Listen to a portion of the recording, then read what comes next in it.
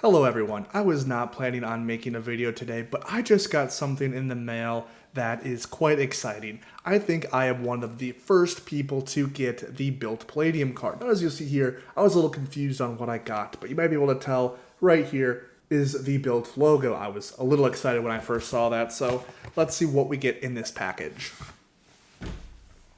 So the only thing that comes in it is this right here. It says Bilt Limited Edition. Now, normally a credit card gives you all these things like the terms and conditions, all that lame stuff. They didn't send any of that. Unfortunately, I did break my package a little bit. I got a little too excited. But a little pull out here is what my Bilt Palladium card looks like. I want to be careful not to show my numbers here, but look at this mirror finish Bilt Palladium card here. Absolutely beautiful. Unfortunately, it does smudge quite easily, as you can see my ring light and my camera light here, and you can even see me holding it in reflections over and over again. But wow, Amex, eat your heart out. Amex Platinum no longer. Bilt Palladium card is now officially the nicest looking card in the entire credit card game. While people might hate the Bilt 2.0 program, at least the card looks beautiful. And at the end of the day, is there anything more important in points and miles than going to a very expensive restaurant, throwing down your Bilt Palladium card and saying, I'm paying for everyone tonight? And then of course they Venmo you after, because you're not actually paying them, you just want everyone to see a cool credit card. Now, what do I get with my Bilt Palladium card? There is a $495 annual fee, and I'm not going to go into all of the details of Bilt 2.0. I will link one of my previous videos below.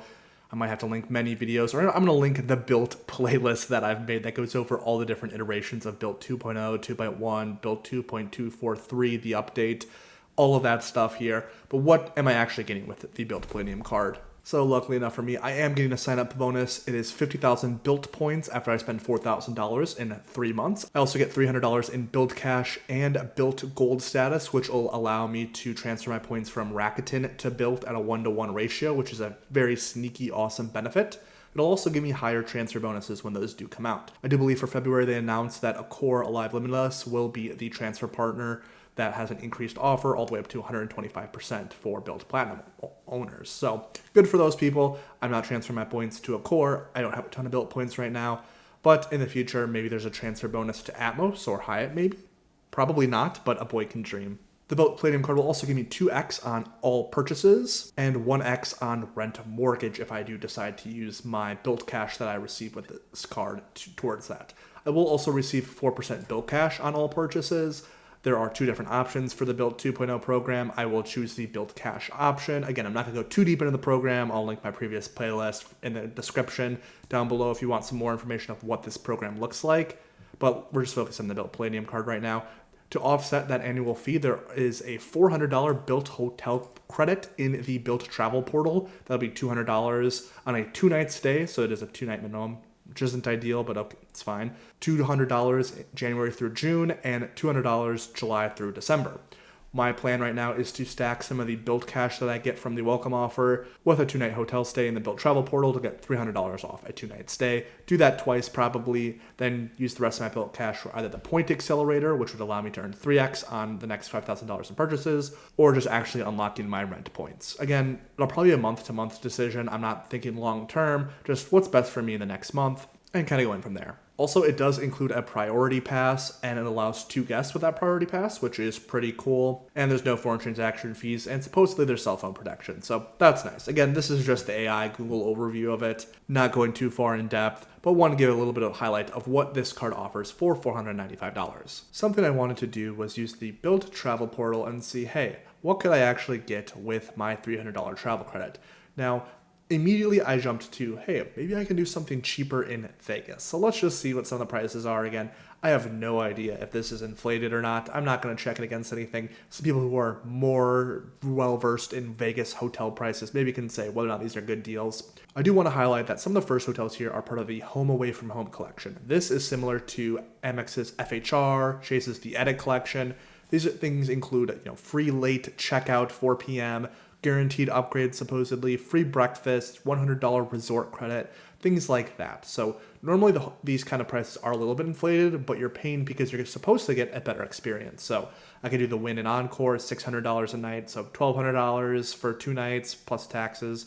let's say $1,300, minus $300, probably not that interested. The Bellagio, $442 a night for this kind of setup. Maybe that's a good deal. Maybe paying $550 out of pocket there. Waldorf Astoria, Las Vegas. That Crockford's Las Vegas. This one's cheaper, but it is. Let's see here. Is this the Strip?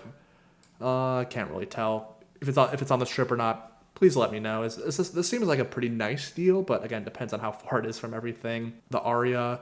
Let's see here. Where's the Aria? It's way further down here.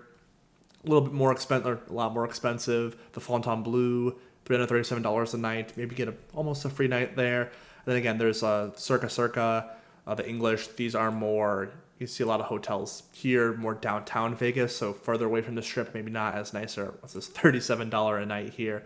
The Strat Hotel, Casino, and Tower, $37. Hey, man, you could get 3 nights almost on your $100 Bilt cash credit that you can use.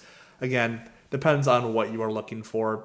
Again, if you need a cheap night at a hotel, the Bilt, $37, can't go wrong with that, I guess.